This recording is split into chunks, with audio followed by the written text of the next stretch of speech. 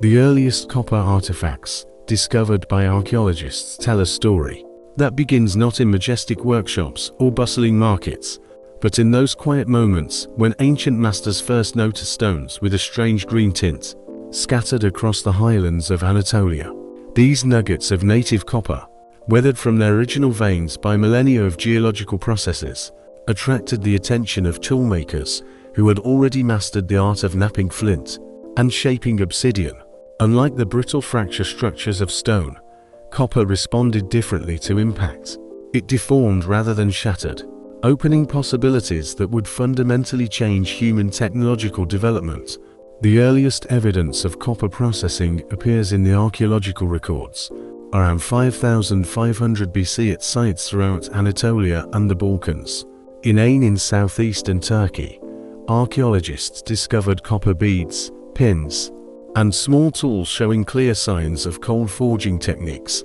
The craftsmen who created these objects discovered that repeated strikes with stone hammers allowed them to flatten copper and shape it without the need for heating. However, the metal became brittle and required annealing, a process they would master later through careful observation of how fire affects material properties. These early coppersmiths worked in communities that were already undergoing significant social and economic transformations. The Atalhik site, inhabited from approximately 7100 to 5700 BC, provides a crucial understanding of how specialized craft production began to change social relations. Closely packed mud brick houses, accessed through openings in the roof rather than ground-level doors, housed families engaged in increasingly diverse economic activities.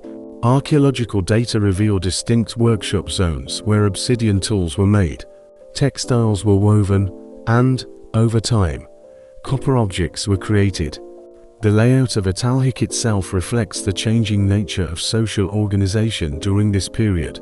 Unlike earlier hunter-gatherer camps, where material possessions were usually limited and portable, the houses in Atalhik contained elaborate wall paintings, plastered bull heads with actual horn cores, and increasingly complex burial goods. The presence of specialized tools for working with copper in certain households suggests that metallurgical knowledge was distributed unevenly in the community. It seems that specific families or clans controlled access to both raw materials and the technical expertise required for metal production. Environmental pressure played a decisive role in promoting these technological innovations. The period between 5500 and 4500 BC was marked by significant climate fluctuations that affected both agricultural productivity and resource availability. Paleoclimatic data from lake sediments and ice cores indicate that temperatures dropped noticeably around 5200 BC, creating what climatologists call the 5.2 kiloyear event. This cooling period shortened the growing season across much of Europe and Western Asia, forcing communities to develop more efficient tools and weapons to maintain their survival strategies. The climate-induced stress on agricultural systems generated new demands for durable tools, with a sharp edge that could process plant materials more effectively than their stone predecessors. Copper awls proved better than bone needles for leather processing, and copper knives stayed sharp longer than obsidian blades when cutting fibrous plant materials. These practical advantages, combined with the malleability of copper, made metal tools increasingly valuable as communities faced resource shortages. During this period, trade networks expanded sharply as communities sought access to copper sources. The geological distribution of the metal meant that many settlements had to establish exchange relationships with groups living near copper deposits. Archaeological data from sites such as Ibuna in Bulgaria, one of Europe's earliest copper mines, show that mining operations were already underway by 5000 BC. The shafts, some of which exceeded 10 meters in depth, required coordinated labor and complex planning, suggesting organized mining expeditions rather than the casual collection of surface deposits. The expansion of trade networks gave rise to new forms of social complexity.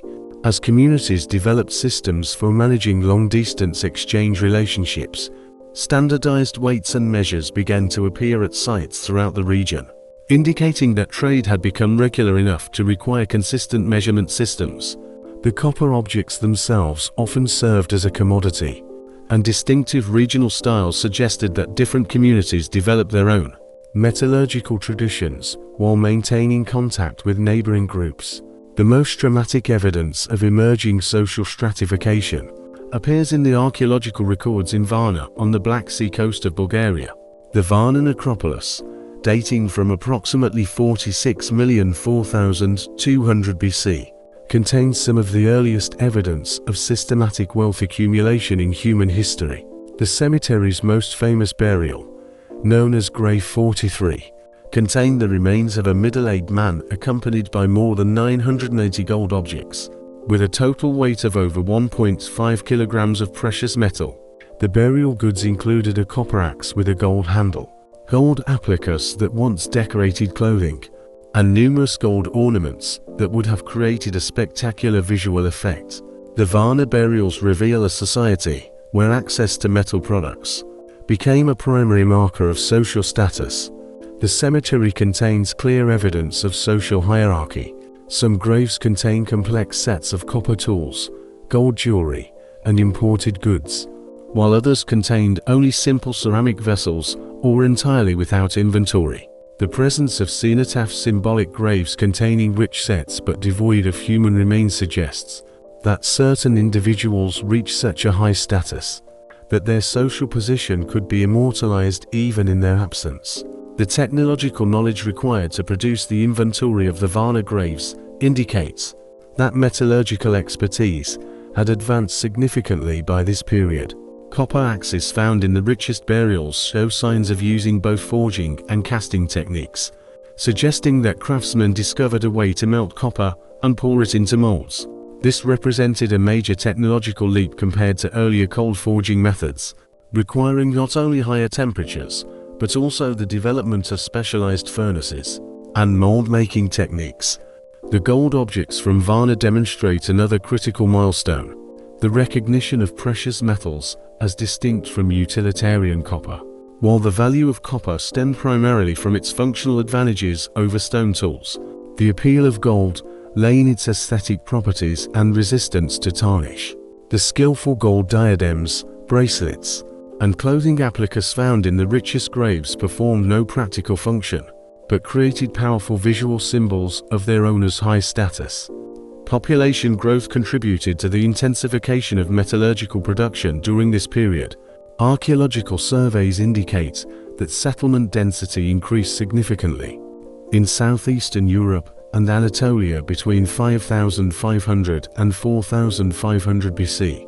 A larger population required more tools for agricultural work, food processing, and craft production, which created a steady demand for metal objects. The increase in the scale of production is evident in archaeological records, through the appearance of larger copper working installations, and a greater amount of metallurgical waste at settlement sites. The social consequences of these demographic changes went beyond simple supply and demand relationships. Large communities required more complex systems of social organization, including mechanisms for resource distribution, dispute resolution, and coordination of collective activities. Control over metallurgical production became one of the pathways through which ambitious individuals could accumulate power and influence within their communities. Data from sites such as Hoanja in Romania and Karanovo in Bulgaria show that increasingly complex settlement patterns developed in coppersmith communities. During this period, houses were arranged around central courtyards where social activities, including metalwork, took place. Placing workshops near community centers suggests that metallurgical activity acquired social significance beyond its purely economic functions. Technological innovations of this period extended beyond metallurgy, encompassing related crafts and industries. The development of high-temperature furnaces for smelting copper facilitated progress in pottery production, as ceramicists learned to achieve higher firing temperatures and create more durable vessels. The same communities that pioneered copper processing often produced distinctive styles of pottery that spread through trade networks, creating archaeological horizons that help researchers track cultural connections across vast geographical spaces. Regional differences in copper working techniques began to appear as different communities developed their own approaches to metallurgy. The Balkans became known for complex casting techniques, while Anatolian craftsmen excelled in producing decorative copper objects with intricate surface treatments. These regional specializations created complementary trade relationships, where communities exchanged their unique products for goods produced elsewhere. Technological developments of that period also influenced military organization and patterns of conflict. Copper weapons, although not radically superior to stone counterparts in terms of cutting ability, offered significant advantages in terms of durability and maintainability. A damaged copper spearhead could be reforged, while a broken obsidian blade required total replacement. This practical consideration became increasingly important as communities invested more resources in military equipment and needed to maintain their arsenals. Over a long time, the technological foundation laid in the early period of copper processing created the conditions for unprecedented social experimentation in southeastern Europe. Between 4500 and 4000 BC, the fertile river valleys and coastal plains of the Balkans witnessed the emergence of settlements that eclipsed anything previously seen in prehistoric Europe. These communities represented a radical departure from the small-scale villages that characterized early agrarian societies, evolving into complex urban centers whose scale would not be surpassed until the rise of Bronze Age civilizations centuries later. The Cucuteni Tripolia culture, spanning the territories of modern Romania, Moldova, and Ukraine, achieved a population density that challenged traditional assumptions about prehistoric demographic limits. Archaeological research in Tolyonki, located in central Ukraine, revealed a settlement covering more than 335 hectares, with an estimated peak population of 15,000 residents around 4100 BC. The site layout, reconstructed using magnetometric surveys and excavations, shows over 1,600 individual structures arranged in concentric rings around a central square. Within each ring are specialized quarters where various craft works took place. Metallurgy, pottery production, and textile manufacturing occupied separate sectors of the settlement. The houses themselves reflected the sophisticated planning characteristic of these megasites, built using a distinctive Waterland daub technique with wooden frames. The structures were typically 812 meters long and contained several rooms, with specialized functions. The ground floors served as workshops and storage spaces, while the upper levels provided housing for extended families. Archaeological data indicates that many houses had specially built kilns for firing ceramics. This suggests that pottery production became a cottage industry, rather than a specialized craft of a few masters. The ceramics created by the artisans of the Cucuteni Tripolia culture represent one of the most sophisticated traditions of prehistoric Europe. Characteristic vessels with intricate spiral and geometric patterns, executed in black and red paint on a cream background, required several stages of firing and precise temperature control. The complexity of the decoration suggests that pottery moved beyond purely functional purposes, turning into a medium of artistic self-expression and cultural identity. Standardized vessel shapes found at various sites indicate that production followed established patterns, perhaps controlled by craft guilds or family workshops maintaining consistent quality standards. The scale of pottery production in these settlements was colossal. Excavations in Nebelivka, Ukraine, revealed pottery kilns capable of firing hundreds of vessels simultaneously, and refused deposits contain millions of ceramic fragments, corresponding to thousands of whole items. The vast quantity of ceramic waste suggests that pottery production reached a degree of industrialization not found anywhere else in prehistoric Europe.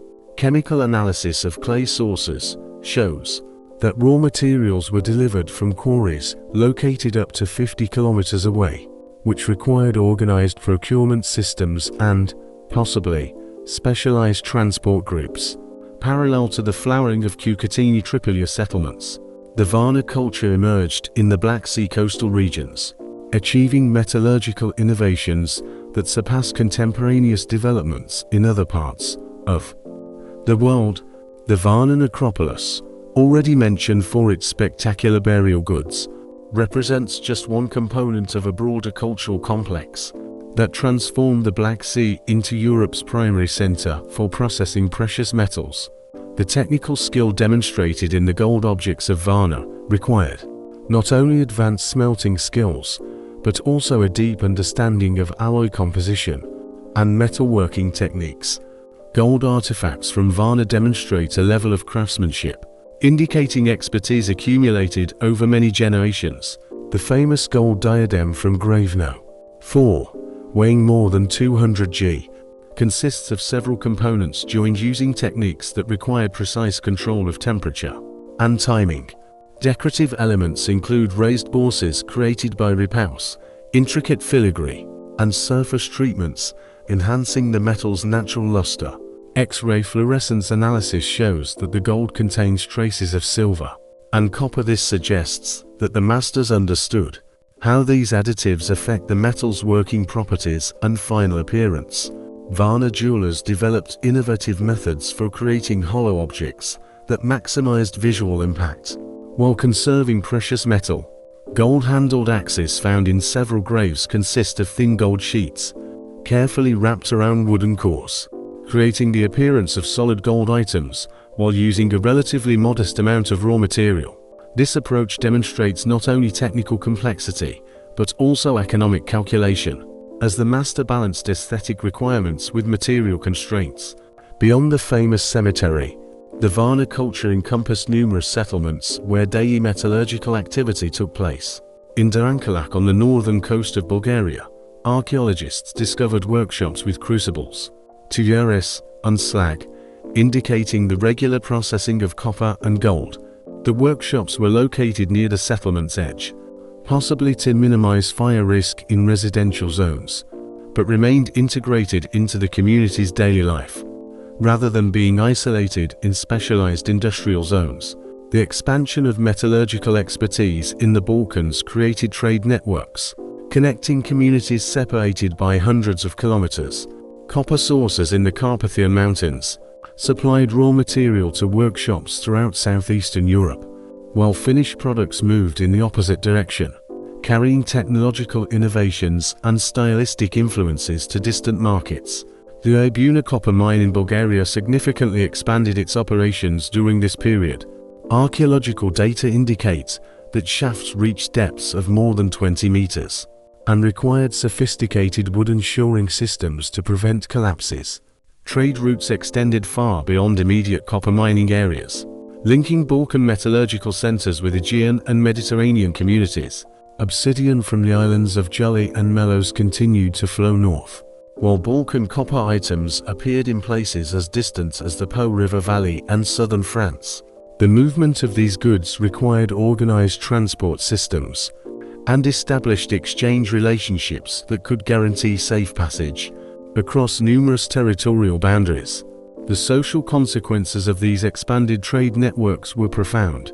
Communities controlling key routes or resource sources accumulated wealth and influence that transformed into political power. In Petrol, Romania, excavations revealed a settlement where certain households possessed a disproportionately large number of imported goods, including Aegean shells, Carpathian copper, and exotic stone materials from remote sources. The distribution pattern suggests that these families served as intermediaries in long-distance trade, accumulating wealth through control over exchange relationships. The growing complexity of trade relations required new forms of social organization and record-keeping. Although writing appeared in Europe only several millennia later, communities developed other methods for tracking obligations and exchange relationships. Standardized weights made of polished stone are found at numerous sites, indicating that trade became regular enough to require consistent measurement systems. Some scholars argue that the geometric patterns on Cucutini Tripolia ceramics could have performed mnemonic functions, helping traders remember complex exchange agreements or territorial boundaries. Military considerations became increasingly important as communities competed for control over trade routes and resource sources. Fortified settlements with complex defensive systems appeared across the region, requiring coordinated efforts for construction and constant maintenance. In Poljanist Serbia, archaeologists discovered a hill fort with several defensive walls and evidence of violent destruction, suggesting that competition for resources sometimes escalated into open war. Numerous copper weapons, including axes and spearheads with signs of battle damage, were found at the site, indicating the application of metallurgical innovations in military technology. The organization of such large settlements required administrative abilities, extending far beyond the simple kinship systems that governed early agrarian communities. In Maidanetsky, Ukraine, analysis of the site layout reveals careful planning. Specific zones were allocated for various types of activities, while maintaining efficient communication paths throughout the settlement. Central squares housed large structures that could have performed administrative or ceremonial functions, while residential quarters were organized into districts that perhaps reflected kinship or professional groups. Evidence of emerging social stratification is found throughout the archaeological records of this period. In Gumulnia, Romania, burial rites show a clear distinction between people buried with rich inventory and those buried with minimal accompaniment. The richest graves contain not only local copper and gold items, but also imported materials demonstrating the deceased's participation in long-distance trade networks. These burial patterns suggest that wealth accumulation became hereditary, and high-status families maintained their positions over several generations. Technological innovations of this period extended beyond metallurgy, encompassing numerous other crafts and industries. Textile production reached a new level of complexity, evidenced by exquisite loom weights and spindle whorls found at settlements across the region. Chemical analysis of fabric impressions on ceramics indicates that flax cultivation became widespread, providing raw material for linen production supplementing wool obtained from domestic sheep and goats. The intensification of agriculture accompanied the growth of large settlements, as increased population density required more efficient food production systems. Archaeobotanical data from Tripolian sites demonstrate a variety of crops, including wheat, barley, millet, and legumes. This suggests that farmers developed crop rotation systems that maintained soil fertility while maximizing yields. The presence of large storage facilities in these settlements indicates that communities produce significant agricultural surpluses capable of feeding specialists not engaged in food production. The climatic conditions during this period generally favored the expansion of agriculture and population growth. Paleoclimatic reconstructions show that temperatures were slightly higher than modern levels, while the precipitation regime provided sufficient moisture for crop cultivation across much of southeastern Europe. These favorable conditions facilitated the demographic expansion that made large settlements possible, but they also created vulnerabilities that later contributed to the culture's decline. Around 4200 BC, signs of stress began to appear in the Chalcolithic societies of the Balkans. In many Cucutini Tripolia settlements, archaeologists documented episodes of house burning, which appear to have been intentional rather than accidental. Burned structures were usually abandoned rather than rebuilt. This suggests that these events marked the end of habitation rather than temporary setbacks. The reasons for these burning episodes remain a subject of debate. Versions range from ritual practices to defensive measures against approaching enemies. Environmental pressure could have contributed to the destabilization of these complex societies. Paleoclimatic data indicate that around 4200 BC, a significant climate deterioration occurred across much of Europe and Western Asia. The 4.2 Kilauea event as climatologists call this period, brought cooling and a decrease in precipitation, which would have created stress for agricultural systems adapted to the previous warmer conditions. A decline in crop yields could have undermined the economic foundation that supported high population concentrations and specialized craft production. Archaeological data from this period show increasing signs of conflict and social collapse. Fortified settlements became more common, and traces of violent destruction appear at numerous sites. In Varna itself, the famous cemetery appears to have been abandoned around 4000 BC, and no later burials comparable to it have been found. The disappearance of such spectacular displays of wealth suggests that the social systems generating extreme inequality may have collapsed or been deliberately dismantled. Resource depletion could also have played a role in the decline of the Balkan Chalcolithic societies. Intensive mining operations at sites such as Ibuna allowed for the extraction of large quantities of high-grade ore. It is entirely possible that the most accessible deposits began to be exhausted. The need to extract ore from deeper shafts or from lower-grade sources would have increased production costs and potentially disrupted the economic relationships upon which the metallurgical industry relied. The demographic collapse affecting many Balkan settlements during this period was dramatic and widespread. Sites that once housed thousands of residents were abandoned. Populations either dispersed into smaller settlements or migrated to entirely different regions.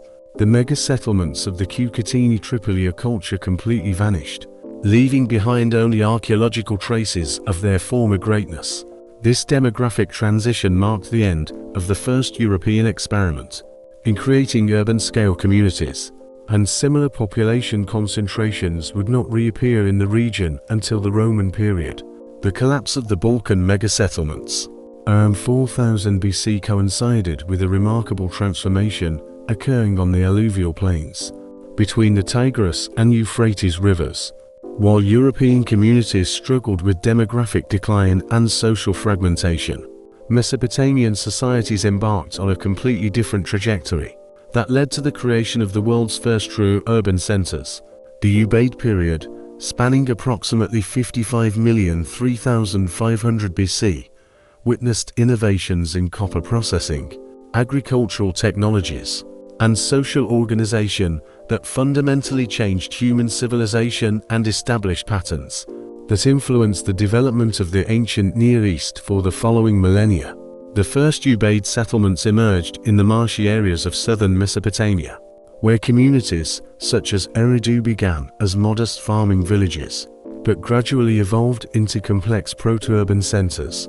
Archaeological excavations at Eridu revealed 18 successive construction phases, spanning nearly 2 millennia and documenting a continuous process of growth and architectural innovation.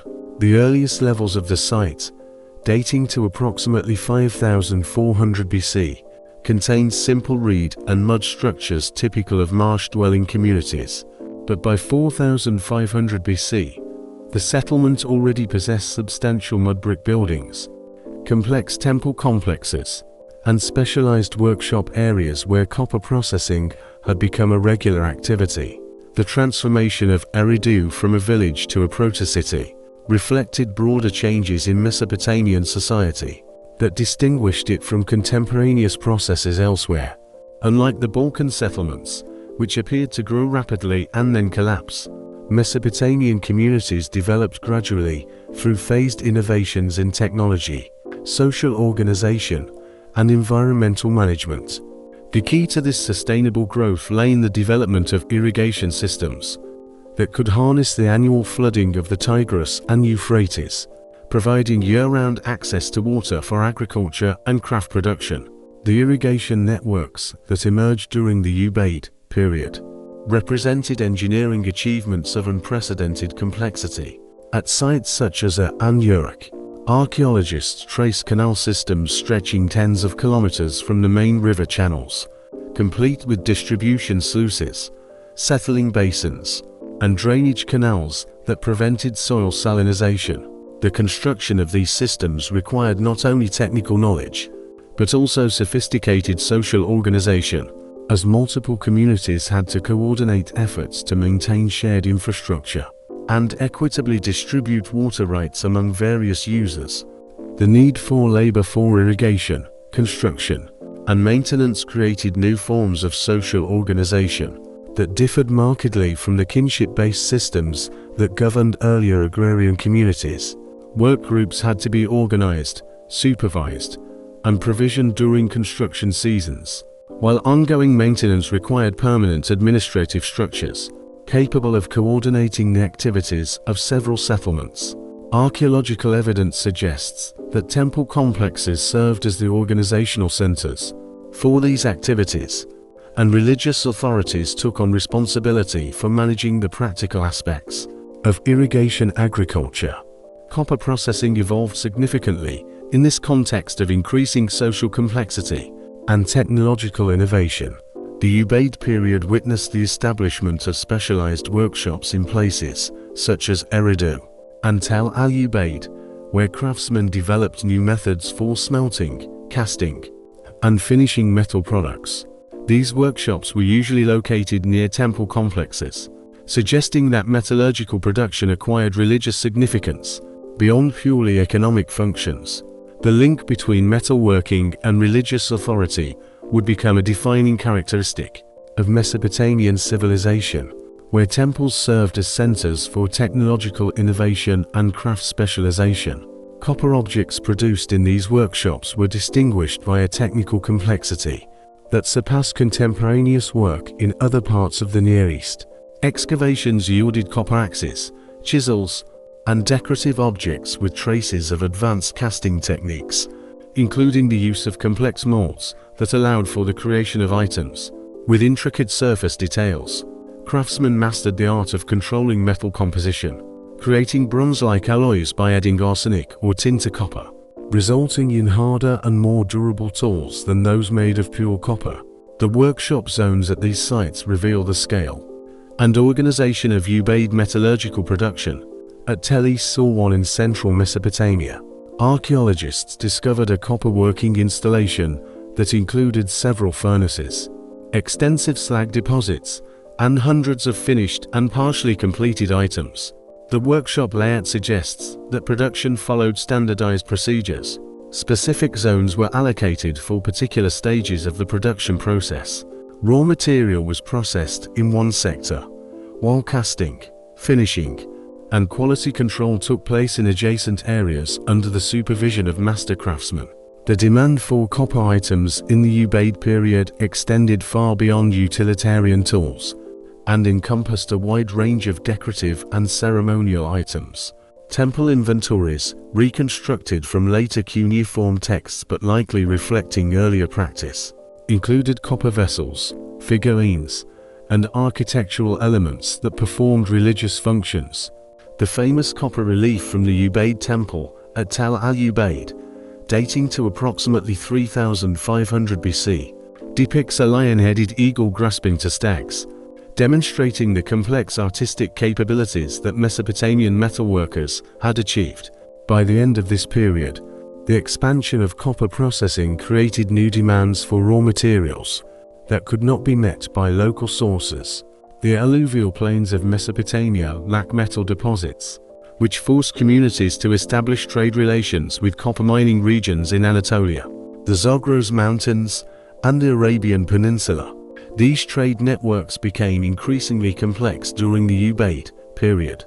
Archaeological data indicate regular contacts between Mesopotamian settlements and communities hundreds of kilometers away.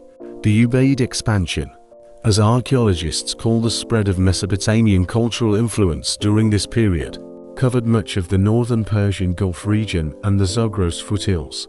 Sites such as Tibgora in northern Iraq and Susa in southwestern Iran demonstrate clear Ubaid influence in pottery styles, architectural techniques, and metallurgical practice. This cultural expansion appears to have been driven primarily by trade relations, rather than military conquest, as communities adopted Mesopotamian innovations while maintaining their own cultural identity. The organization of long-distance trade required administrative capabilities that pushed Mesopotamian societies toward more complex forms of social organization. Archaeological evidence suggests that temple authorities took on the responsibility for managing trade relations, using their religious authority to guarantee the fairness of transactions and the quality of goods. The development of standardized weights and measures during this period reflects the need for consistent systems capable of facilitating exchange between cultures. Competition for control over trade routes and copper sources led to the first clear evidence of organized warfare in Mesopotamian history. The settlement of Tel Es-Sorwan, strategically located on the Tigris River north of Baghdad, was surrounded in the late Ubaid period by a massive defensive wall with towers and gates that controlled access. The construction of the wall required enormous labor costs and suggests that the community faced significant military threats from rival groups seeking to control river traffic and trade routes. Similar fortifications appeared at other strategic points in Mesopotamia during this period, indicating that war became a regular feature of intercommunal relations.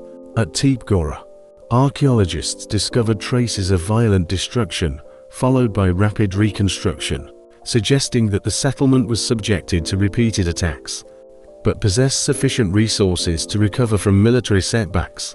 The presence of copper weapons, including spearheads, axes, and mace heads, in destruction layers indicates that metallurgical innovations were being applied to military technologies.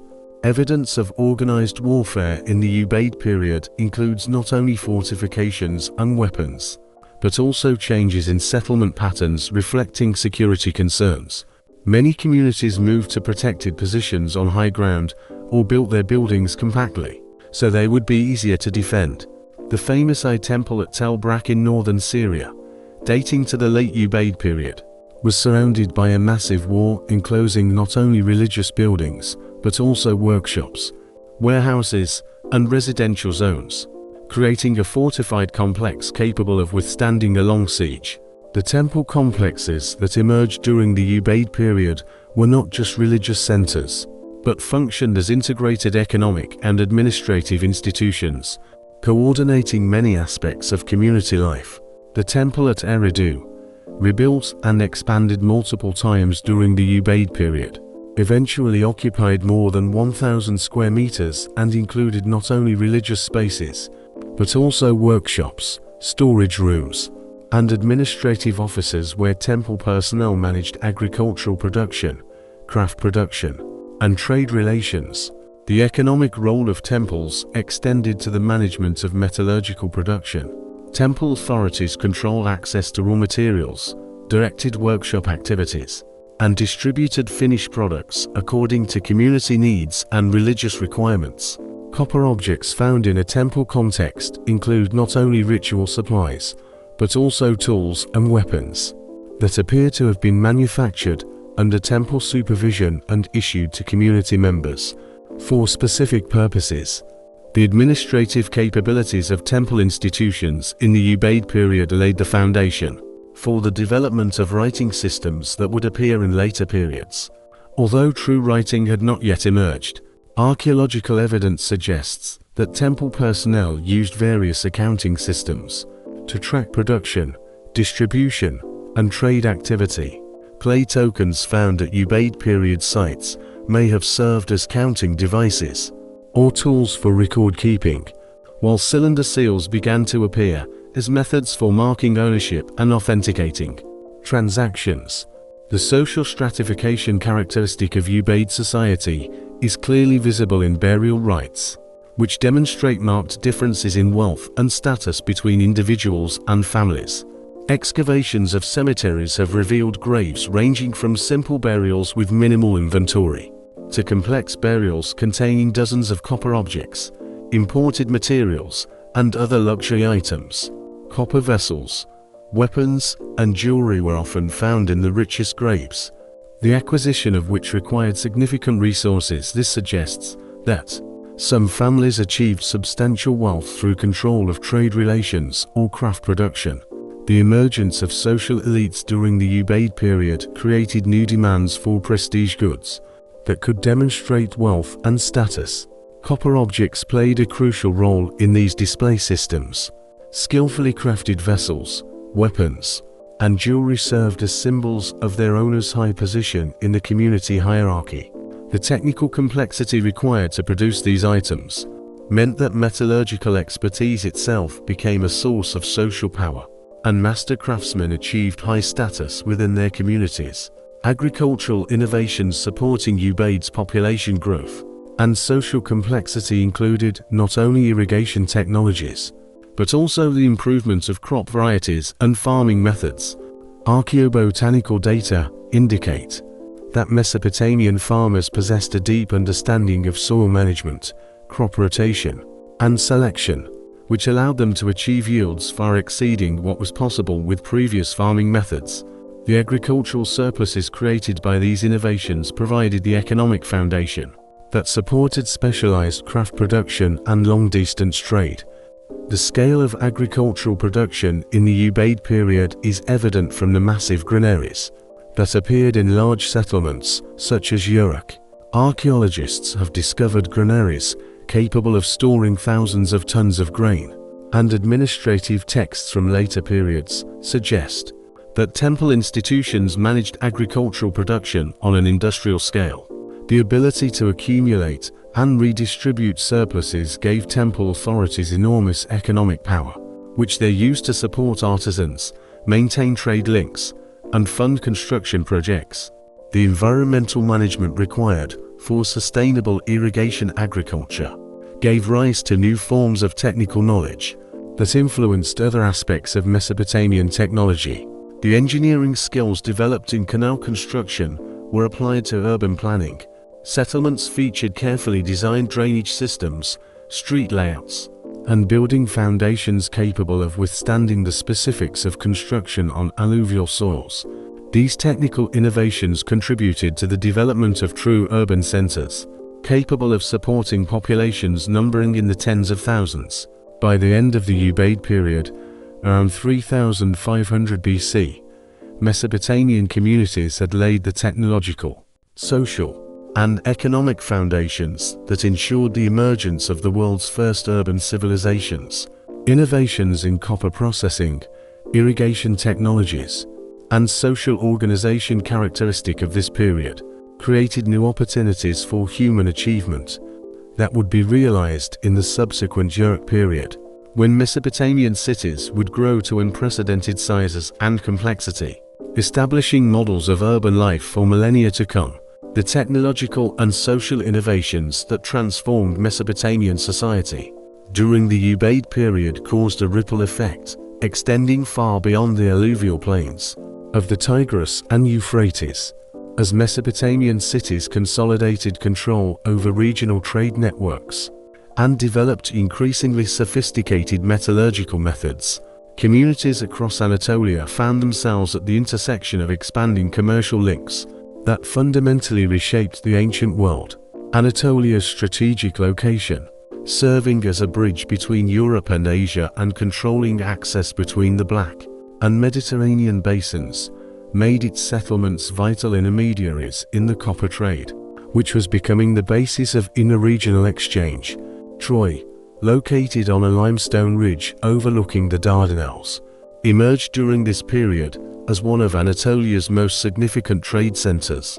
The earliest levels of Troy, dating to approximately 3500 BC, reveal a fortified settlement covering about 9,000 meters, protected by massive stone walls utilizing complex architectural techniques borrowed from both European and Middle Eastern traditions. The builders of these fortifications used carefully fitted limestone blocks, weighing several tons each, requiring coordinated effort and engineering expertise reflecting the community's growing wealth and strategic importance. Houses in Troy demonstrate the prosperity that maritime trade brought to Anatolian communities. Unlike the simple rectangular structures characteristic of most contemporaneous settlements, Trojan buildings were distinguished by a complex multi-room layout with stone foundations, supporting timber-framed upper floors. Archaeological excavations have revealed hearths equipped with sophisticated ventilation systems, storage rooms designed for bulk goods, and workshops where copper objects were manufactured using techniques that combined local traditions with innovations brought from remote regions. Troy's metallurgical workshops produced items of remarkable technical complexity, including copper axes with complex fastening systems, decorative pins with intricate elements, and vessels that required a deep understanding of metal fluidity and cooling rates. Chemical analysis of copper artifacts from the site indicates that Trojan masters worked with ores from a multitude of sources, including deposits in the Taurus Mountains to the south and the Pontic Ranges to the northeast. This diversity of raw materials suggests that Troy established trade links spanning hundreds of kilometers, positioning the settlement as a hub for the redistribution of metals throughout the eastern Mediterranean. The strategic importance of Troy's location became increasingly evident as maritime technologies developed. The Dardanelles Strait, which at its narrowest point is barely 1.5 kilometers wide, created a natural bottleneck where communities could control the movement of vessels between the Aegean and Black Seas. Archaeological data indicates that Troy possessed harbor facilities capable of receiving the wooden vessels that were becoming the primary means of long-distance transportation in the eastern Mediterranean. These ships, reconstructed from fragments found at the region's coastal sites, typically had a length of 15-20 meters and featured a shallow draft, allowing them to navigate both open water and river systems. The development of these maritime capabilities required innovations extending far beyond simple boat building. Navigation techniques had to be developed capable of guiding vessels across open water without modern instruments, relying instead on the careful observation of celestial bodies, wind direction, and coastal landmarks. Archaeological evidence from sites such as Polioknion Lemnos and Thermion Lesbos suggests that coastal communities created networks of signal fires and shore structures capable of guiding navigators through dangerous passages in both day and night conditions. The expansion of maritime trade created new demands for port infrastructure, which transformed coastal settlements across the region. At Limantepe on the Turkish coast, archaeologists have discovered stone piers and breakwater systems dating to this period, with mooring posts and storage rooms for handling bulk cargo. The construction of these structures required engineering expertise, combining knowledge of local tidal cycles with an understanding of masonry techniques derived from architectural and metallurgical traditions. The prosperity generated by maritime commerce attracted the attention of communities throughout Anatolia, leading to the emergence of numerous settlements oriented toward exploiting expanding trade opportunities. In Bisultan in southwestern Anatolia, excavations revealed a significant settlement emerging around 3200 BC, with defensive walls, large storage buildings, and workshops where copper items were produced for export to coastal markets. The ceramic assemblages of this site include vessels clearly designed for transportation and storage, with standardized capacities, indicating the development of systematic trade relations. The most impressive evidence of Anatolian prosperity from this period comes from the Arslan-Tepe complex in eastern Turkey, where archaeological research has revealed one of the world's oldest examples of monumental architecture associated with centralized political power. The main building of the site, constructed around 3350 BC, occupied more than 1,000 meters and featured exquisite decorative elements, including wall paintings, stone reliefs, and architectural details requiring the labor of skilled craftsmen and decentralized leadership.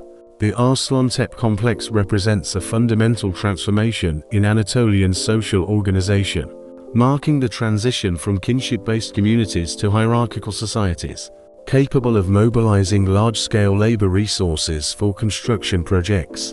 The building's layout included administrative zones supplied with clay seal impressions and standardized storage vessels. This suggests that the site's rulers developed bureaucratic systems for managing economic activity in their territories.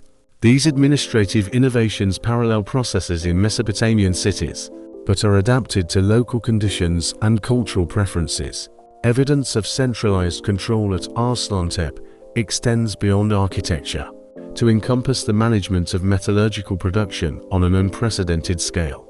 Workshop zones within the complex contained furnaces, capable of processing large volumes of copper ore, as well as molds for the production of standardized types of tools that could be distributed throughout the region.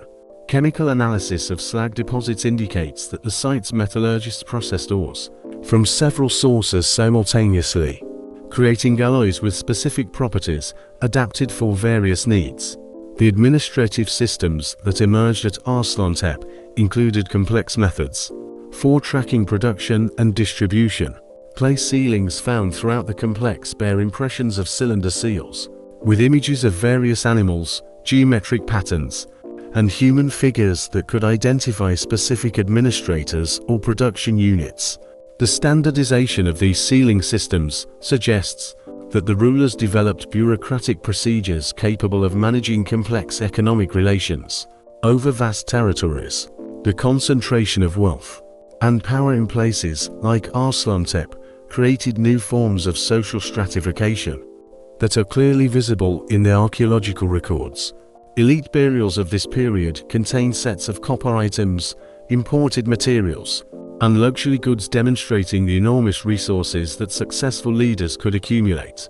In Alakahik, north of Ankara, royal tombs dating to approximately 2500 BC contained copper and bronze vessels, weapons decorated with precious metals, and ceremonial standards that served as symbols of political power during public ceremonies. The weapons found in these elite contexts revealed the military dimensions of emerging political competition in Anatolia. Copper and bronze axes, maces, and spearheads bear traces of actual combat use, while their exquisite decorative elements suggest that in peacetime, they also performed ceremonial functions. The standardization of weapon types across various sites indicates that Anatolian communities were developing shared military technologies, perhaps through common training traditions or alliance relationships. The expansion of Anatolian political entities led to increased competition for control over trade routes and resource sources, triggering conflicts documented in destruction layers at numerous sites throughout the region. In Ktep, excavations revealed evidence of violent destruction around 2700 BC, followed by reconstruction using more powerful defensive structures and different architectural styles. Numerous copper weapons and arrowheads were found in the debris, suggesting the settlement was captured as a result of a military assault, rather than abandoned voluntarily.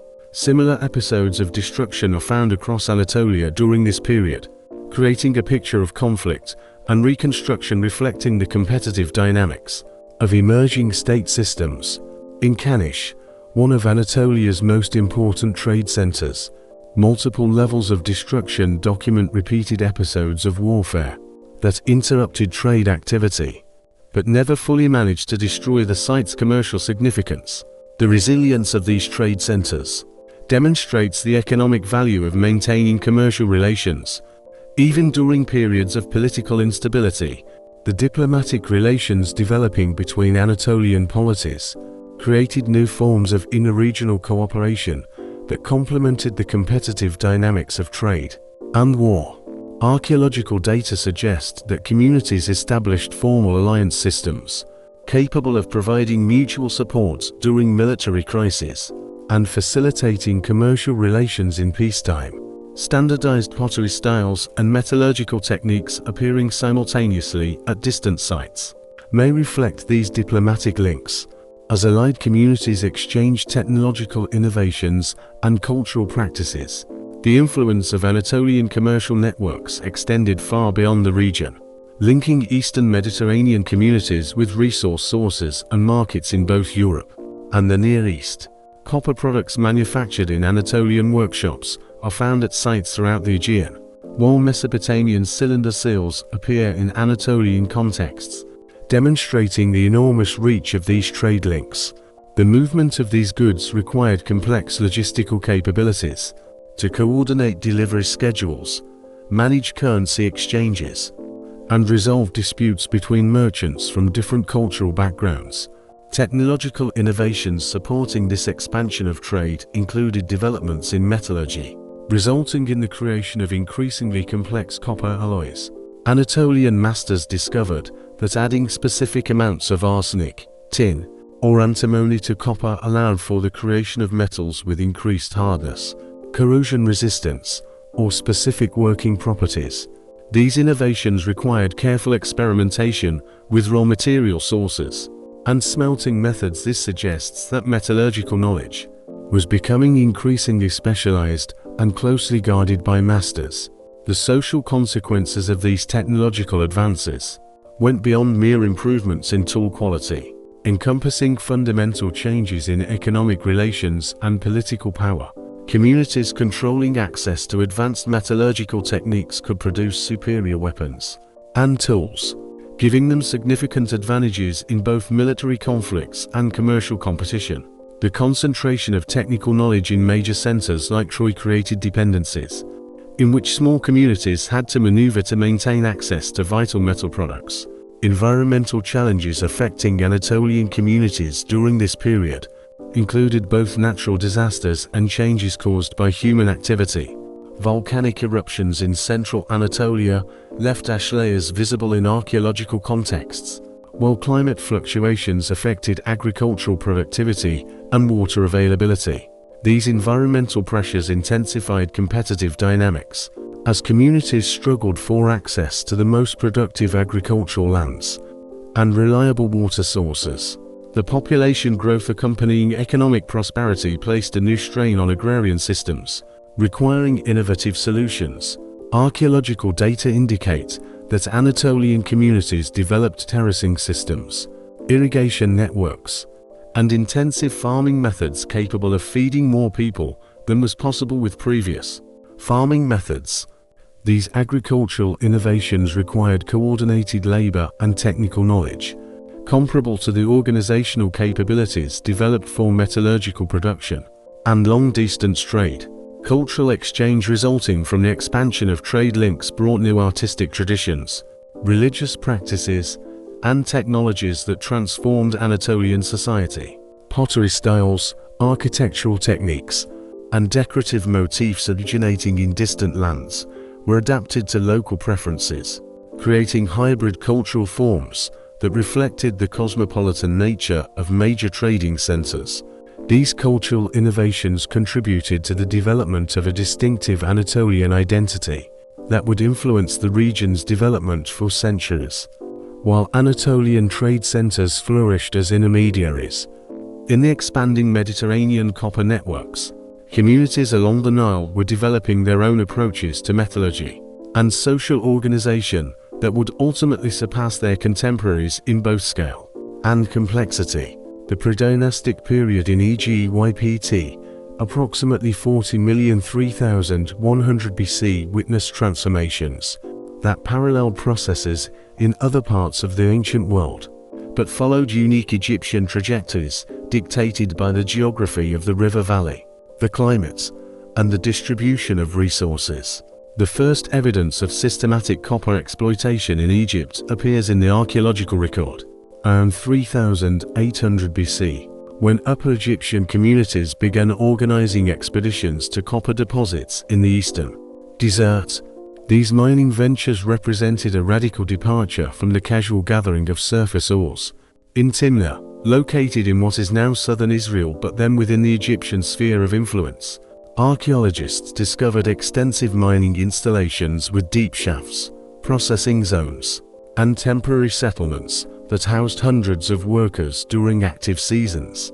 Organizing these expeditions required administrative abilities far beyond what had previously been observed in Egyptian society.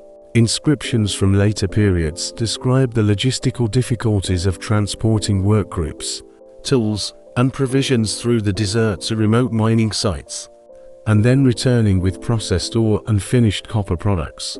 The scale of these operations suggests that predynastic Egyptian communities developed complex planning systems. Copper deposits in the eastern desert posed difficult tasks for Egyptian metallurgists. Unlike easily accessible surface deposits, Egyptian sources required deep excavation of hard rock. Miners used the fire-setting method. They heated rock surfaces with fires and then abruptly cooled them with water to create cracks. Tailings piles at these sites contain thousands of broken stone hammers and copper picks, documenting the colossal labor costs. Processing ore in such remote locations required the delivery of fuel and technical expertise over hundreds of kilometers through the desert. Archaeological excavations revealed complex smelting installations with several furnaces and bellows systems.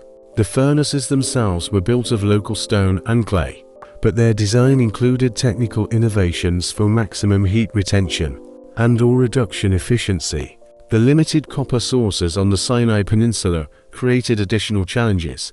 Deposits at Sarabi el-Qadim and other Sinai locations contained high-quality ore, but the remoteness and harsh conditions made their exploitation extremely difficult. Egyptian expeditions required coordination with local Bedouins who controlled water sources and travel routes. Archaeological data suggest that these relationships evolved from simple exchange to more complex agreements that gave Egyptian authorities permanent access to mining territories. Copper products manufactured from these ores demonstrate a technical complexity, reflecting the skill of Egyptian artisans. Tools and weapons of the pre-dynastic period bear traces of advanced alloying methods. Copper was mixed with arsenic, antimony, and, over time, tin. The stability of alloy compositions across different sites suggests that Egyptian metallurgists developed standardized processing procedures.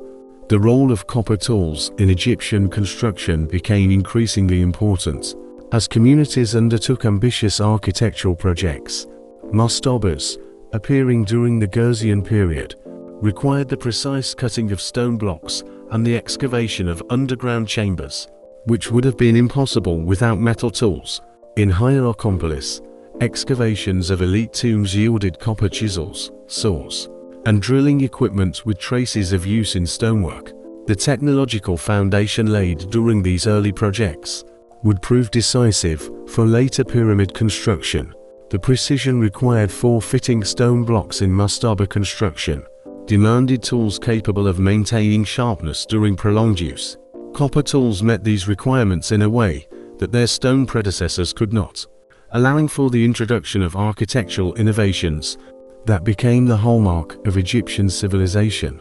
The social consequences of these technological advances are clearly visible in burial rites. The distribution of copper items in tombs reveals increasingly complex hierarchies, where members of the elite were buried with entire sets of metal tools, weapons, and jewelry demonstrating their high status. In Nakoda, excavations of necropolises revealed graves containing dozens of copper objects alongside pottery, ivory carvings, and imported materials, reflecting the deceased's participation in long-distance trade networks. The emergence of regional power centers during this period created competitive dynamics that stimulated further innovations in metallurgy and military technologies. Hierakonpolis, located in Upper Egypt near the First Cataracts, transformed into a major political and commercial center, whose rulers controlled access to Nubian gold sources and copper deposits in the eastern desert. The impressive archaeological remains of this site include exquisite tombs, monumental architecture, and workshop zones where copper products were manufactured on an industrial scale. Rivalry between Hierakonpolis and other regional centers, especially Nakoda in central Upper Egypt, generated demand for superior weapons and military equipment, which pushed metallurgical innovations in new directions. Copper mace heads, axes, and spearheads from this period demonstrate the use of complex heat treatment methods, increasing their hardness and durability. The standardization of weapon designs at various sites suggests that military technologies were being systematized, perhaps through formal training programs or alliance relationships between communities. The gradual process of political unification, culminating in the establishment of the first dynasty of pharaohs around 3100 BC, was facilitated by the military advantages that superior copper weapons gave to successful rulers. Archaeological data from sites throughout Upper Egypt document episodes of violent conflict. In the late pre-dynastic period, destruction layers contain numerous copper weapons and traces of defensive preparations. Communities that emerged victorious from these conflicts usually possessed a greater number of metal weapons and more advanced metallurgical capabilities than their defeated rivals. The role of copper weapons in establishing centralized authority went beyond mere military superiority, encompassing the symbolic and ceremonial functions of metal objects in Egyptian society. The famous Narmer palette, dedicated to the unification of Upper and Lower Egypt, depicts the pharaoh with a mace that would have been made of copper or bronze. The ceremonial significance of metal weapons made them a vital element of the regalia of Egyptian rulers, who used them to demonstrate their divine authority and military prowess during public ceremonies. Administrative systems that emerged to manage copper production and distribution created new forms of bureaucratic organization that would become characteristic features of Egyptian civilization. Temple complexes served as centers for coordinating mining expeditions, processing raw materials, and distributing finished products according to religious and political priorities. Priests and administrators managing these activities developed accounting systems that tracked production volumes, worker assignments, and distribution schedules with unprecedented precision. The integration of copper production with religious institutions reflected the sacred significance that Egyptians attributed to metallurgical processes. The transformation of raw ore into finished metal products was understood as a divine act of creation, parallel to the cosmic processes through which the gods created the world. This religious dimension of metallurgy gave temple authorities enormous influence over technological development, as they controlled access to both practical knowledge and sacred rituals. The expansion of Egyptian influence during the late pre-dynastic period created a demand for copper products for diplomatic and commercial purposes. In addition to military and ceremonial roles, Egyptian copper tools and weapons appear in archaeological contexts throughout the Eastern Mediterranean and Nubia, demonstrating the scale of trade links. Environmental challenges included both the harsh conditions at remote mining sites and climate changes affecting yields and population distribution. The extreme temperatures of the eastern desert, limited water sources, and difficult terrain made mining dangerous and expensive, requiring meticulous planning. Climate fluctuations influenced the flood patterns of the Nile, creating agricultural stresses that impacted the political dynamics of unification. Technological innovations included progress in furnace design, bellows systems, and temperature control. Egyptian masters developed methods to achieve the high temperatures necessary for the production of bronze, creating alloys superior to pure copper in hardness and corrosion resistance. The organization of the workforce for large-scale copper production created new forms of labor specialization. Expeditions required not only miners and metallurgists, but also guards, transport workers, cooks, and administrators. The coordination of these activities required management systems capable of efficiently distributing resources while maintaining security. The impact of copper technologies on art is noticeable in exquisite decorative items, vessels, jewelry, and ceremonial objects. The malleability of copper allowed for the creation of complex shapes and decor impossible in stone or ceramics. The strategic importance of controlling copper sources influenced foreign policy and territorial expansion. Establishing a permanent presence in the Sinai and the Eastern Desert required military campaigns and diplomacy. These acquisitions provided the resource base for the monumental construction and warfare of the early dynastic period. The legacy of pre-dynastic coppersmiths laid the foundations of social organization and administration characteristic of Egypt for millennia. While Egyptian rulers consolidated control over copper, a different civilization was emerging on the alluvial plains of the Indus River system. The Harappan civilization, spanning the territories of modern-day Pakistan and northwestern India, developed concepts of urban planning and metallurgical standardization that surpassed the achievements of its contemporaries. Unlike the builder pharaohs or the temple administrators of Mesopotamia, the Harappans created cities where priority was given to functional efficiency, public health, and systematic organization. The first Harappan settlements emerged around 3300 BC. In Harappa itself, archaeologists discovered traces of planned development, the choice of high ground for protection against floods while maintaining access to river transport. The founders built massive brick platforms, raising the city core several meters above the plain. The planning principles of Harappan cities were unmatched in complexity until the Roman period. In Mohenjo-Daro, excavations revealed a grid of streets with main thoroughfares running north to south and east to west. The main streets were up to 10 meters wide, sufficient four-wheeled transport and caravans, and their orientation facilitated navigation and maximized air circulation during the summer heat. Residential architecture demonstrates a commitment to standardized techniques and sanitation. Houses typically had central courtyards surrounded by rooms, with flat roofs for living during the cool season. Buildings were constructed from standardized fired bricks with a precise aspect ratio of 1:2:4, allowing for modular elements while maintaining strength. Standardization extended to doorways, windows, and wall thickness. The most remarkable feature was the complex system of drainage and sewage. Every house connected to covered drains beneath the streets, carrying waste away from the city. The drains were built of brick with brick or stone covers for cleaning. Inspection manholes allowed workers to clear blockages, and settling tanks removed solid waste before the effluent was discharged. Maintaining these systems required administrative capabilities to coordinate the population. The uniformity of infrastructure across different Harappan cities indicates that these procedures were implemented systematically. The metallurgical workshops of Harappan cities demonstrated the same commitment to standardization and quality control.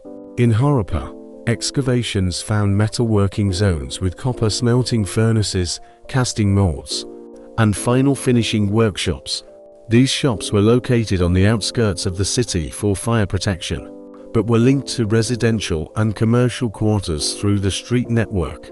Copper tools from these workshops are striking in their uniformity of design and quality. Harappan axes, chisels, knives, and spears remained almost unchanged across hundreds of kilometers. This standardization suggests that masters worked according to strict norms, passed down through training systems or guilds, ensuring consistent quality in all production centers. Chemical analysis of Harappan copper items revealed a deep understanding of alloys. Masters created bronze by adding tin to copper in proportions suited to the hardness and strength required for different tasks. Agricultural tools typically had less tin for malleability during field repairs, while weapons and cutters had more tin for edge sharpness and impact resistance. This systematic approach proves expertise, not inferior to that of Mesopotamia and Egypt. Raw materials for metallurgy came from all over the Indian subcontinent and beyond through exchange networks from the Hindu Kush to the Deccan Plateau. Ore was brought from Rajasthan and Baluchistan, and tin from Afghanistan provided the base for bronze. The operation of these supply chains required administrative systems for procurement, transport, and quality control over vast distances. Data from Shortchugai, a Harappan outpost in northern Afghanistan near lapis lazuli and tin deposits, confirms the scale of these networks.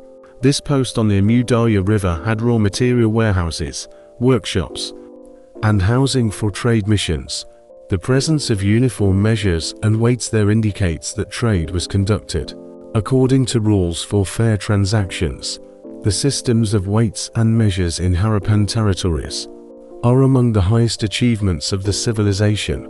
Polished stone cubes from the Indus Valley follow a binary progression of 1, 2, 4, 8, 16, creating a mathematical system for transactions of any scale. Small weights less than 1 g were used for gold and gemstones, while large ones were used for bulk cargo.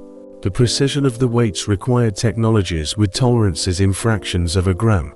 Harappan masters made weights from selected stone, polishing and checking them for accuracy. The uniformity of these standards everywhere suggests central control to protect against counterfeiting. This level of order hints at an administrative resource capable of maintaining a single rhythm across lands exceeding 1 million square kilometers. Signs of central authority are visible not only in weights, but also in city planning.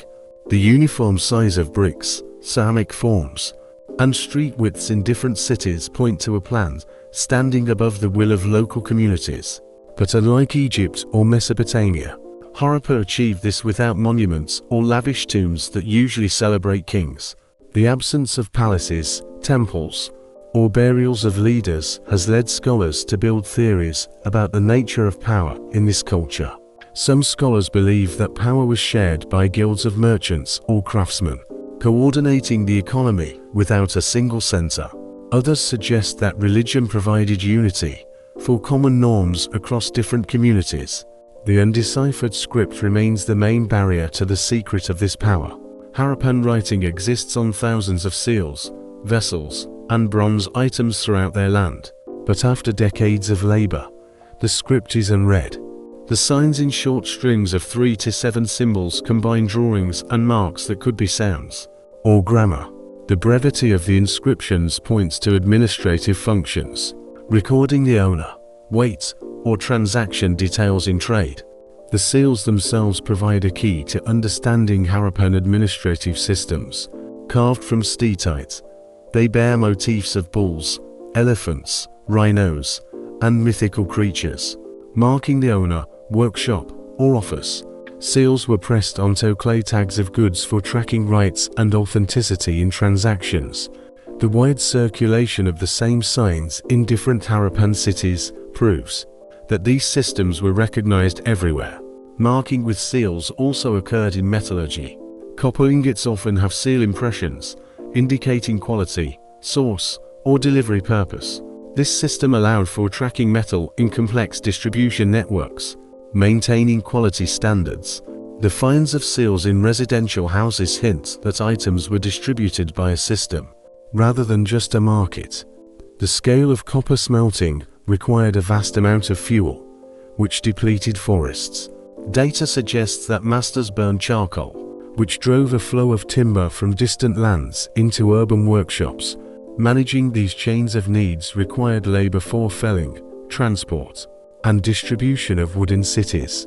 The eco-footprint of this work could have caused deforestation around Harappan centers. Harappan masters improved furnaces, raising fuel efficiency and heat control. Excavations in Lothal, a port on the Arabian Sea, uncovered workshops with air draft systems for heat with low coal consumption. The furnaces had nozzles blowing air exactly at the target for the necessary bronze heat and coal saving. The port of Lothal revealed the maritime reach of Harappan networks and their link to metal. There was a brick dock for sea vessels during high tide and for protection during the monsoon. Warehouses by the dock stored ingots, tools, and raw materials for export to partners across the Arabian Sea. Finds of seals in Iraq and the Persian Gulf cement the fact of these links. The foundation of life in Harappan cities was irrigation systems for crop growth and water conservation. In Dolavira, reservoirs, canals, and monsoon water collection systems for droughts were found. There they worked with copper tools, which linked metal and the agro sector. City life was interconnected by a network of craftsmen, ploughmen, and merchants. Data indicates that quarters were divided by trade metal, pottery, beads occupying specific zones within the cities. This order aided labor and maintained the high quality of Harappan products. The gap in social strata is visible only in access to luxury goods and house size, rather than in giant monuments. Large houses with private wells and water drainage peak to the wealth of families. However, without a vast chasm in burials or housing, Harappa was more egalitarian than other contemporary cultures. The decline of Harappa around 1900 BC remains a mystery. Climate, shifting rivers, or an enemy. Evidence of a gradual departure from cities, rather than a sudden collapse, points toward environmental pressure making urban life impossible. The metallurgical experience and urban planning of Harappa laid the foundations for Indian cultures. Though their success would not be surpassed for a long time, Harappan copper and bronze from the final period lost their form and standard, whispering of the collapse of control systems. The degradation of metallurgical quality parallels other evidence of social and economic decline. During the civilization's final centuries, as the achievements in urban planning and technological standardization that characterized Harappan society for nearly a millennium gradually vanished from the archaeological record, these sophisticated urban accomplishments represented one trajectory of the Copper Age. However, across the vast expanses of Europe, entirely different models emerged that fundamentally altered the continent's cultural and technological landscape. While Harappan cities maintained their striking standardization through centralized administrative systems, European communities experienced a period of unprecedented mobility and cultural exchange that spread metalworking knowledge over distances exceeding even Harappa's extensive trade networks. The Bell Beaker phenomenon, beginning around 2800 BC, represents one of the most remarkable examples of rapid cultural transmission across vast geographical spaces in just a few centuries. A distinct material culture characterized by bell-shaped ceramic vessels, copper daggers, stone wrist guards, and standardized jewelry sets appeared simultaneously in territories from the Iberian Peninsula to the British Isles, and from the Rhine Valley to the western Mediterranean islands. This cultural package did not spread through gradual diffusion between neighboring communities, but appeared suddenly in locations separated by thousands of kilometers, indicating organized migratory movements carrying both people and technological knowledge across the European continent. The ceramic vessels for which this culture is named were far more than mere containers. These beakers, usually 1,520 centimeters tall with a distinctive inverted profile and complex geometric decor, required sophisticated ceramic techniques combining aesthetic refinement with functional efficiency. Decorative patterns, created with comb-like tools before firing, followed standardized motifs that remained remarkably consistent across regions, while including subtle local variations, suggesting craftsmen worked within established traditions. Chemical analysis of clay sources shows that these vessels were not trade items, made in centralized workshops but were produced locally by masters, who had mastered standardized methods that could be replicated using available materials. The copper items associated with bell beaker complexes demonstrate metallurgical capabilities, surpassing contemporary European traditions while maintaining distinct stylistic characteristics that set them apart from Mediterranean or Near Eastern products. Flat copper daggers found in burials usually measured 815 centimeters in length, with tanged hilt attachment systems, requiring precise coordination between metalworkers and hilt makers. These weapons were not crude imitations of foreign prototypes, but represented a deep understanding of copper's working properties and the mechanical requirements of effective bladed weapons. Production methods required knowledge beyond simple hammering and annealing, including casting methods to produce complex shapes of consistent quality. In places like Los Millas in southeastern Spain, archaeologists have discovered workshops with stone molds for producing standardized daggers, along with crucibles and furnace installations capable of reaching the temperatures necessary for reliable casting. The organization of these workshops suggests that production followed systematic quality control procedures. Stone wrist guards, another characteristic element, served practical purposes in archery, while also being status symbols. These rectangular stone plates, 812 centimeters long with holes for leather fasteners, protected the archer's forearm from the bowstring's snap. Their meticulous shaping and polishing, and frequent presence in wealthy burials, indicate that archery acquired a social significance beyond hunting or war. Unlike earlier cultures, bell beaker communities were highly mobile, establishing links through kinship networks or alliances over hundreds of kilometers. A prime example is the Amesbury archer, found in southern England c. 2300 BC. Isotopic analysis of his teeth showed he grew up in the alpine regions of Central Europe. Before migrating to Britain, the presence of the oldest known gold items in Britain within his grave suggests that this culture's networks transmitted not only copper, but also access to precious metals. The corded ware culture, emerging slightly earlier c. 2900 BC, played a crucial complementary role in the transmission of copper technologies in Central and Northern Europe. Named for the characteristic cord impressions on its pottery, it established links from the Rhine Valley to the Volga.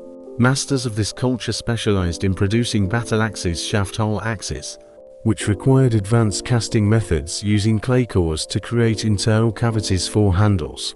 These axes, weighing 200,400 g and measuring 1,218 centimeters, were a significant step forward from earlier tools. Spectroscopic analysis shows that the copper for them originated in the Slovak Mountains, supplying workshops across Central Europe through complex supply chains. The construction of megalithic monuments, such as Stonehenge in England, Carnac in France, and Newgrange in Ireland, coincided with the spread of copper technologies. Research at Stonehenge has revealed copper and bronze tools used to dress the sarsen stones and create precise joints, a feat impossible with the technologies of the past. Coordination of such projects required leadership capable of transcending local boundaries and mobilizing hundreds of workers for long periods. Astronomical alignments, such as at Newgrange, where sunlight penetrates the inner chamber only on the winter solstice, demonstrate deep knowledge of celestial movements accumulated over many generations. The precision required for such alignments suggests that monument builders possessed advanced mathematical and engineering abilities that complemented their expertise in metallurgy. Burial rites associated with megalithic monuments reveal increasingly complex social hierarchies, reflecting the differences in wealth and status that copper technology created within European communities. The passage graves of Brittany contain rich sets of copper axes, daggers, and ornaments, demonstrating the vast resources that elite families could accumulate through their control of metallurgical production and long-distance trade. At Balkans, one of Europe's oldest megalithic complexes, burial chambers contained copper items brought from sources hundreds of kilometers away, indicating the monument builders' access to extensive trade networks. Evidence of social stratification in European Copper Age burials goes beyond mere wealth accumulation to include the emergence of a warrior elite, whose status was based on military capability and control over copper weapons. At Remedello in northern Italy, cemetery excavations uncovered graves containing complex sets of copper daggers, axes, and halberds clearly intended for combat rather than ceremonial use. The weapons show wear patterns consistent with actual battles, and their complex metallurgy indicates that warrior groups had access to the finest metalworking products of the time. Warrior graves of this period often contain standardized sets of weapons and equipment, suggesting the emergence of professional military classes with a distinct cultural identity. In Singen, southern Germany, a burial dating to approximately 2700 BC contained a copper dagger, a stone wristguard, and archery equipment, forming a single complex designed for mobile warfare or raiding. The grave's occupant was buried with a full warrior's kit that allowed for effective participation in the raids, and territorial conflicts becoming increasingly common as communities competed for control over copper sources and trade routes. The emergence of these warrior elites created new forms of political organization, markedly different from the kinship systems that governed earlier European societies.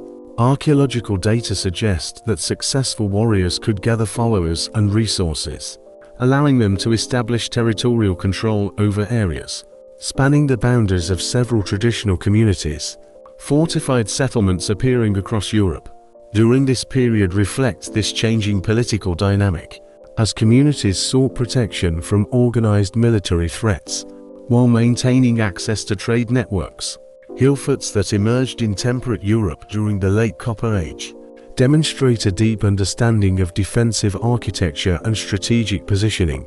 At Maiden Castle in southern England, The earliest defensive earthworks date to approximately 2500 BC, and include several lines of ramparts and ditches capable of funneling attacking forces into kill zones where defenders could maximize the use of their copper-tipped arrows and spears. The fortress's location on high ground provided a view of the surrounding territories and control over important trade routes. The construction of such defensive structures required engineering abilities that combined military knowledge with an understanding of earth-moving techniques. Ramparts at sites like Hambledon Hill included log-fortified constructions, capable of withstanding siege warfare. The scale of these projects indicates that communities could mobilize significant labor forces for defensive construction without compromising agriculture and crafts. Rivalry also stimulated innovations in siegecraft and military technology, which pushed the development of metallurgy. Copper arrowheads became increasingly common in the archaeological contexts of this period, while specialized weapons, such as halberds and battle axes, required advanced casting methods to create sharp edges that maintained strength in combat. Evidence of organized wars in the late Copper Age includes not only weapons and fortifications, but also skeletal remains documenting violence that became pervasive in Europe. In Talheim, Germany, archaeologists discovered a mass grave of 34 people killed by stone axes and arrows. The victims included men, women, and children, indicating the escalation of war from simple skirmishes between warriors into attacks on entire communities. The absence of copper weapons among the attackers indicates that access to metal created a decisive military advantage. Social changes accompanying the spread of copper created new forms of cultural identity beyond kinship. The standardized material culture of bell beakers and corded ware allowed for the maintenance of ties with distant communities through shared technologies. Technological knowledge required special training and access to craft secrets, creating new social differentiation. Metallurgical masters acquired status through their expertise, rather than their position in a lineage. The concentration of knowledge within artisan families created hereditary advantages, contributing to social stratification. Alpine regions with rich copper deposits became centers of competition. The find of Ötzi the Iceman in 1991, preserved in a glacier for more than 5 millennia, opens a window into these harsh realities. Ötzi died around 3300 BC, at an altitude of 3,210 meters. His copper axe demonstrates casting mastery. The 9.5 centimeters blade contained arsenic impurities for hardness. Analysis showed that the copper was mined in Austria, 200 kilometers from the find site, confirming the existence of organized trade routes through the mountains. The circumstances of Ötzi's death prove the existence of violent conflicts. An arrowhead in his left shoulder, fired from behind, indicates he was fleeing uphill. The wound hit major vessels, causing rapid blood loss. The position of the arrow suggests the attacker was a skilled archer. Ötzi's equipment testifies to preparation for a long journey through dangerous territory. An unfinished U-bow indicates the process of replacing a broken weapon, and there were 14 arrows in the quiver, of which only 2 were ready for use, hinting at a recent fight. His clothing, leather shoes with grass for warmth, a fur hat, and a cape was perfectly adapted for the mountains. A copper knife and tattoos at acupuncture points show that alpine communities possessed not only sophisticated tools, but also deep empirical medical knowledge for treating injuries and chronic pain.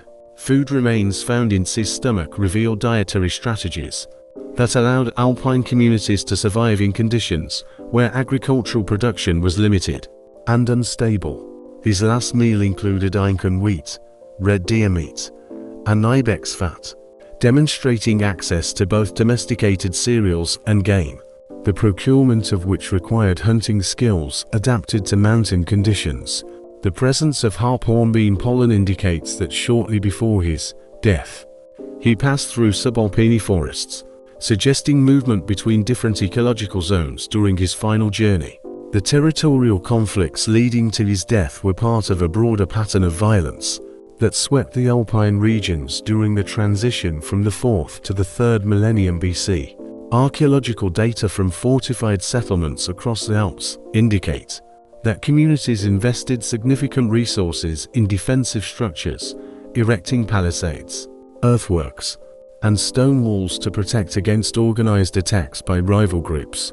In Arbenbleich in Switzerland, excavations discovered a lakeside settlement surrounded by defensive constructions, using copper-tipped stakes and other metallurgical innovations designed to maximize defensive effectiveness. Rivalry for control over Alpine copper sources generated conflicts that went beyond simple raids and included systematic attempts to dominate resource extraction and distribution networks. The Mitterberg mining complex in Austria, which supplied the copper forts Axe, testifies to intensive exploitation during this period. Shafts went 100 meters deep into the mountains, and complex ore processing installations could handle large volumes of raw material. The scale of these operations required a coordinated workforce and defensive capabilities to protect valuable sites from attacks by competing groups. Evidence of organized violence in Alpine regions includes not only isolated cases, such as Ötzi's death, but also mass casualty events documenting the escalation of territorial conflicts. In Aspern-Schletz in Austria, archaeologists discovered the remains of over 60 people killed during a systematic attack on their fortified settlement around 3300 BC. The victims' bodies show signs of trauma inflicted by copper axes, arrows, and blunt weapons. The absence of valuable items at the site suggests the attack was motivated by territorial conquest, rather than simple robbery. Weapon technologies fueling these conflicts included innovations adapting copper working techniques to the specific requirements of mountain warfare. Alpine copper axes typically had longer handles and heavier heads than their lowland counterparts, providing the leverage necessary for effective combat on rocky terrain, where traditional weapons could be damaged by striking stone. The hafting systems used for these weapons included several binding techniques, capable of maintaining integrity under the stress of mountain combat. The development of specialized mountain warfare tactics is evident in the design of fortified positions that utilized alpine topography to achieve maximum defensive advantages. In Stilfrid, Austria, a hilltop settlement dating from this period included several defensive lines that channeled attackers through narrow passages where defenders could concentrate fire, using copper-tipped arrows and spears. The layout of these fortifications demonstrates a deep understanding of military engineering principles adapted to mountain conditions. The social organization necessary to maintain defensive structures and organize military expeditions in the Alps gave rise to new forms of leadership, distinct from the lineage systems that governed earlier mountain communities. Archaeological data suggest that successful military leaders could gather followers and resources, allowing them to establish territorial control over entire valley systems, creating the first examples of centralized political power in the Alpine regions. Long-distance trade relations providing Alpine communities with essential resources created vulnerabilities that could be exploited by hostile groups seeking to disrupt enemy supply routes. High mountain passes, the only practical routes for transporting goods between valleys, became strategic bottlenecks where small detachments could intercept much larger trade expeditions. The isolated spot where Ötzi died suggests he may have been trying to use an obscure route to avoid such interception attempts. Ötzi's equipment includes items demonstrating the international connections of Alpine communities. Despite the atmosphere of violence in the region, the blade of his copper axe contains trace elements indicating knowledge of alloying techniques developed in remote regions, while the flint for his arrowheads originated from sources in northern Italy, testifying to the continued functioning of trade networks despite ongoing territorial conflicts. The preservation conditions that saved the body and equipment for over 5 millennia provided archaeologists with an unprecedented understanding of the material culture and technological capabilities of Copper Age Alpine communities. Organic materials that rarely survive under normal conditions, including leather, wood, grass, and plant fibers, reveal a sophisticated understanding of natural resources that allowed mountain peoples to create effective equipment from local materials. The birch fungus carried by Ötzi, known for its medicinal properties, indicates that alpine communities possessed pharmaceutical knowledge to treat infections and digestive problems common in the mountains where sanitation was difficult to maintain. The presence of these materials suggests that mountain travelers carried medical supplies to address health issues during long treks through dangerous territories. Evidence of territorial boundaries in the Alps during this period comes from the distribution patterns of characteristic artifact styles and the location of fortified settlements controlling access to specific valleys or resource zones.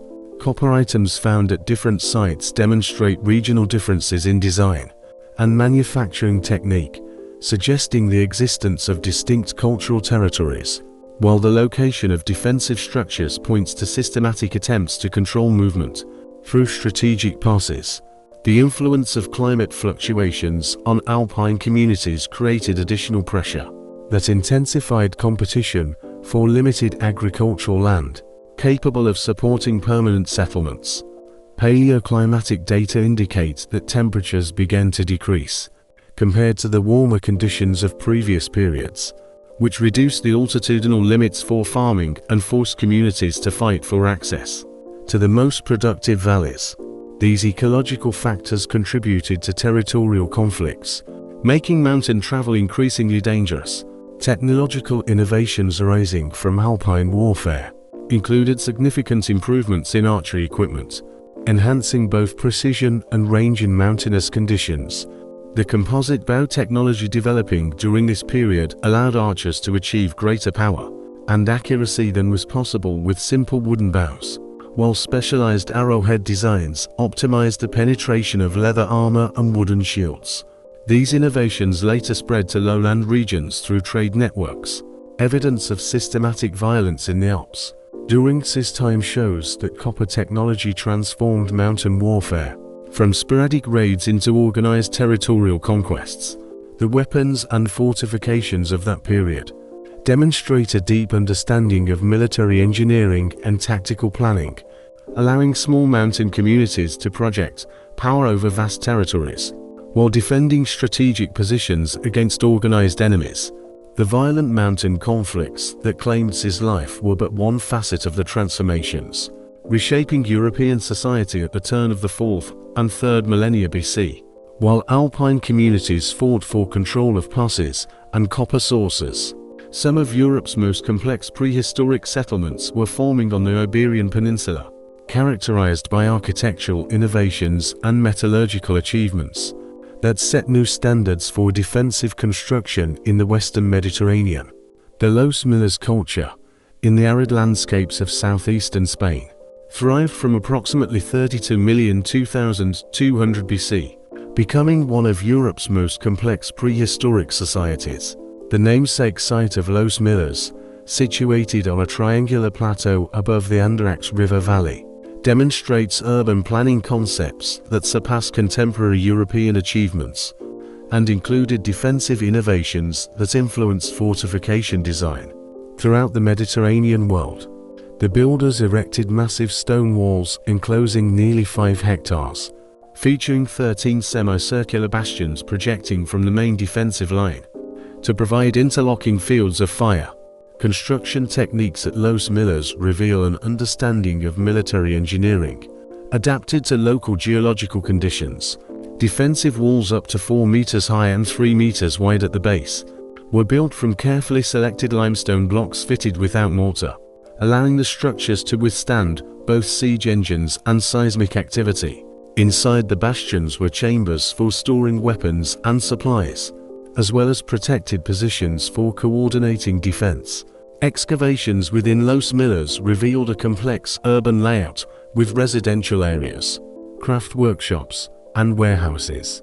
Houses on stone foundations with adobe walls were built according to standardized plans for spatial efficiency and earthquake resistance. The largest structures in the center contained specialized rooms, metalworking zones, pottery kilns, and storage for surplus products that supported the lives of specialized artisans. The metallurgical workshops of Los Millers produced copper items, whose technical level rivaled the achievements of the Eastern Mediterranean. While possessing distinctive regional characteristics, the metallurgists of this settlement created complex casting installations, allowing for the production of sophisticated items including flat axes, tang daggers, and decorative objects.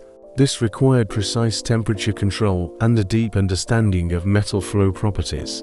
Chemical analysis of copper artifacts shows that masters worked with ore from various sources, including both local deposits in the Sierra Nevada and raw materials imported from more distant regions. The copper mining operations supplying Los Millers and associated settlements transformed the economic landscape of southeastern Iberia by creating specialized mining communities that developed innovative extraction methods adapted to local geological conditions. In the settlement of Churro Verde, located approximately 15 kilometers from Los Millers, archaeologists discovered extensive mining excavations with vertical shafts over 20 meters deep, connected by horizontal galleries following ore veins in the rock. These shafts included complex ventilation systems that maintained air circulation at depth and removed hazardous gases. Organizing such work required administrative skills to coordinate activities across multiple sites and maintain all quality control standards. Archaeological data indicate that miners established permanent settlements near extraction sites, with residential zones, tool-making workshops, and warehouses for processed ore before its transport to production centers. The presence of standardized copper ingots suggests that extraction was conducted according to established procedures, allowing for the systematic distribution of metal among workshops and trade partners. Technological innovations of Iberian miners included the refinement of shaft construction methods, allowing for deeper excavations while maintaining stability. Timber shoring systems found in mines from the Los Millers period demonstrate complex carpentry joints that effectively distributed loads and accounted for the deformation of wood as it aged and dried. This required the coordinated effort of miners, carpenters, and engineers. The existence of such communities led to the formation of a distinctive cultural identity. Excavations of necropolises near mines revealed burial rites markedly different from agrarian traditions. Burials were dominated by copper tools, mining gear, and ornaments emphasizing the deceased's connection to metallurgy. The presence of copper items in children's graves suggests that mining expertise was inherited within family clans controlling technical knowledge and access to resources. The military elite emerging in Los Millers society possessed power, reflecting both the wealth from copper production and the necessity of protecting trade routes. Elite burials contain rich sets of copper weapons, daggers with ivory handles, ceremonial axes, and archery equipment, where patterns on weapons indicate they were used in actual battles, not just rituals. The fortification systems of Los Millers included the defensive innovations of the time. The outer defensive line, located 650 meters from the main settlement, consisted of a series of small circular forts for controlling access routes and early warning. These outposts communicated with the center through a signaling system of fires and horns. Bastions were designed to maximize the effectiveness of copper-tipped arrows and spears, while minimizing risk to the defenders. Evidence of organized violence includes not only walls, but also skeletal remains, with healed fractures and embedded arrowheads. Mass burials indicate periods of intense conflict affecting the entire society. Trade networks linked Los Millers with the entire Western Mediterranean, facilitating cultural and technological exchange. Merchants maintained regular contact with North Africa, exchanging copper for ivory, ostrich eggshells, and other luxury items. Iberian-style copper items were found in Morocco, Taurat, and African-style ivory carvings were found in Los Millers. Such expeditions required advanced maritime skills and shallow draft vessels 12–15 meters long, capable of crossing the Strait of Gibraltar. The social complexity of Los Millers was most clearly manifested in the megalithic tombs tholoi. These collective sepulchres with corbelled domes up to 5 meters in diameter required deep knowledge of architecture and mechanics. Tombs were periodically opened for new burials and rituals, strengthening the community's link with ancestors and confirming the continuity of elite lineages. The agricultural foundation of society relied on innovations in irrigation. The region's arid climate required water management systems that allowed for moisture collection, while preventing soil salinization and erosion. Archaeological evidence indicates that Los Millas communities developed a sophisticated understanding of soil management, crop rotation, and selection, allowing them to achieve agricultural surpluses sufficient to support specialized artisans and trade activities. Environmental problems affecting Los Millas communities included not only natural constraints imposed by climate and topography, but also anthropogenic changes resulting from intensive mining operations and deforestation. Associated with copper smelting, the demands of metallurgical production placed enormous requirements on regional forest resources, necessitating the transport of timber and charcoal from increasingly distant sources, as local supplies were exhausted. This environmental pressure contributed to the dynamics of rivalry between different communities, creating vulnerabilities that could be exploited by enemies seeking to disrupt the supply of vital resources. The decline of the Los Millas culture around 2200 BC coincided with broader changes affecting communities throughout the Western Mediterranean, including climate fluctuations that reduced agricultural productivity and exacerbated competition for control over the most fertile territories.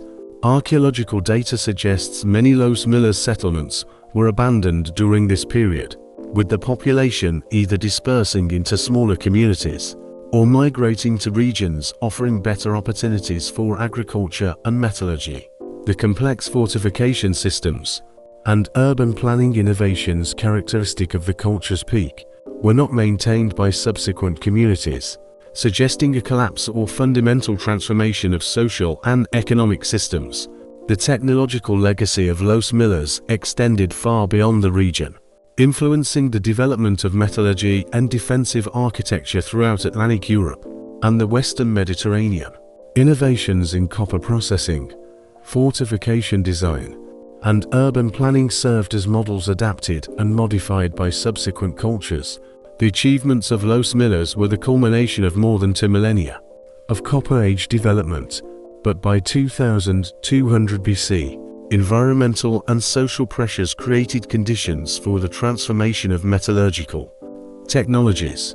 The discovery of tin-bronze alloys reached a critical threshold, where the superior properties of bronze began to revolutionize warfare and tool production. Systematic production of tin-bronze appears in the archaeological record around 2500 BC in Anatolia and the Eastern Mediterranean. Unlike arsenic or copper, tin-bronze possessed stable properties that could be reliably replicated with access to tin sources. In Kotep, central Anatolia, workshops from that period contained crucibles with tin residues in an 812% concentration, the optimal range for bronze. The advantages were clear. Bronze tools stayed sharp longer, resisted corrosion better, and allowed for the casting of complex shapes without brittleness. In Troy c. 2400 BC, bronze weapons with varying tin content for specific tasks were discovered. Sword blades were harder, while hilts were more ductile for finishing. Tin mining reshaped trade networks, as its deposits were rare. Cornwall, Bohemia, Central Asia. In Ugarit on the Syrian coast, tablets from around 2000 BC record tin shipments through complex international networks. The transition to bronze required new furnaces and quality control methods, which was not feasible for everyone under unstable conditions.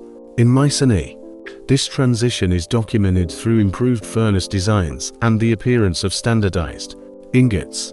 The social consequences were immense. Bronze weapons gave a decisive advantage. Swords pierced leather armor, and arrows were more accurate. Communities with access to bronze established military dominance.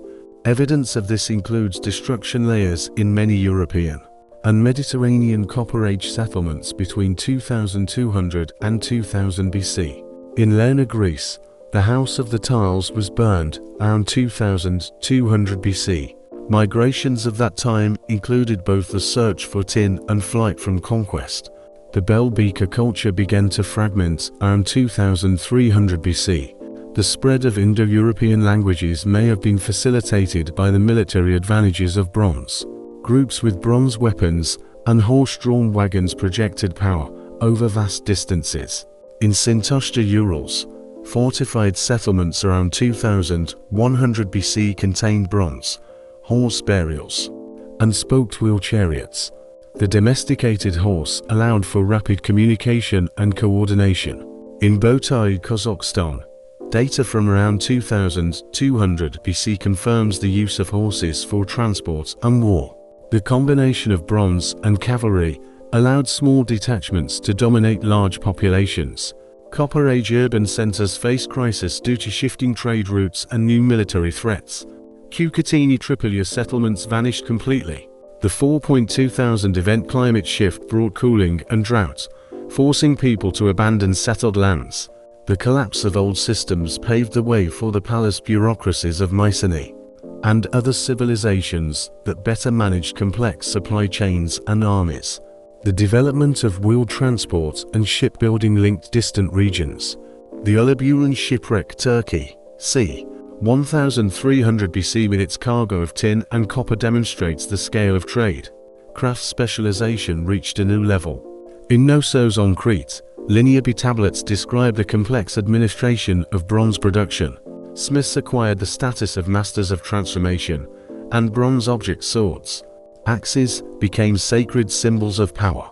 The transformation from the Copper Age to the Bronze Age was not just an improvement in metallurgy, but a fundamental shift in the organization of society, war, and territorial control. The Copper Age created the structures and networks that allowed the Bronze Age to realize its potential. By the end of the 3rd millennium BC, the world had changed. Small farming communities had turned into complex societies capable of acting across vast spaces.